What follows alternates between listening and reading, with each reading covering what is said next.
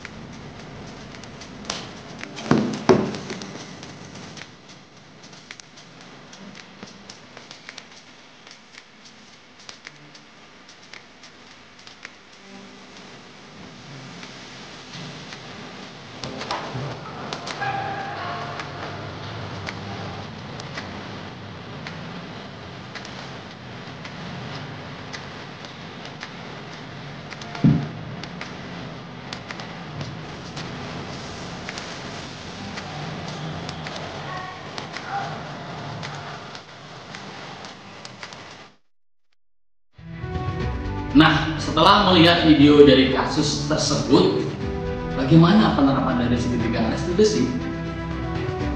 Baik, yang pertama adalah kita harus stabilkan identitas murid.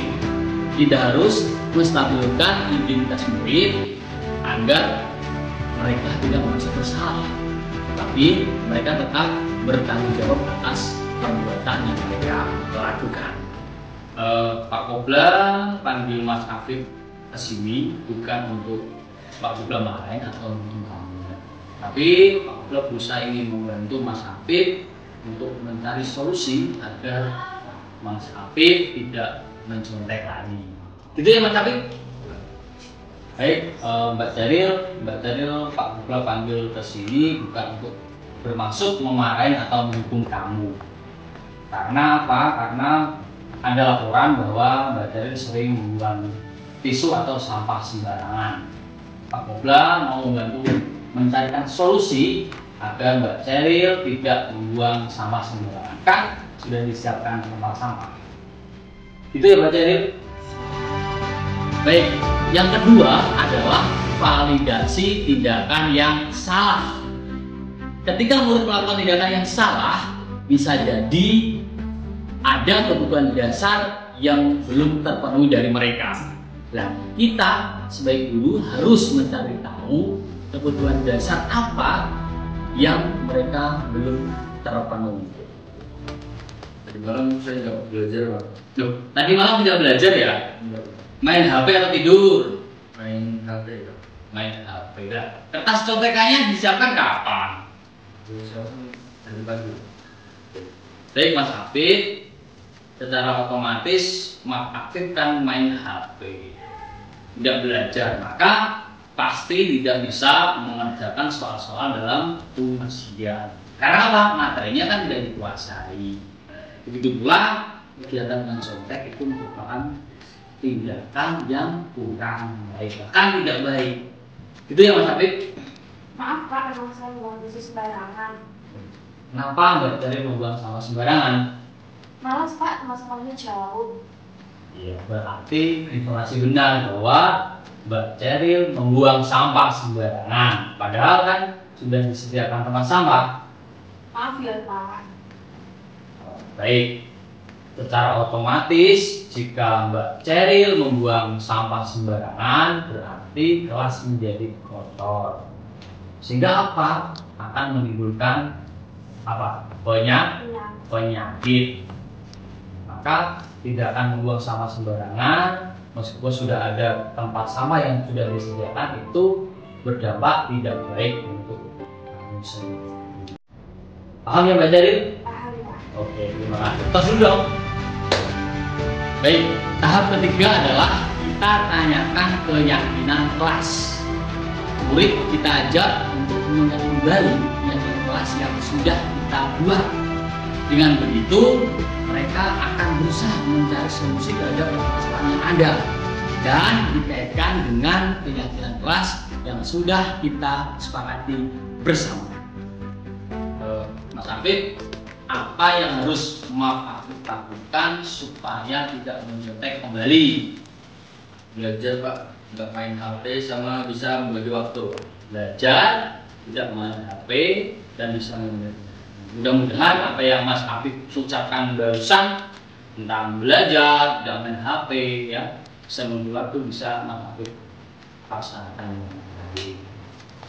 Kalau begitu Pak Kobra, terima kasih Mas Hafid, supaya kamu menjadi pribadi yang lebih baik. Gimana? Setuju? Siap menjadi pribadi yang lebih baik? Siapa?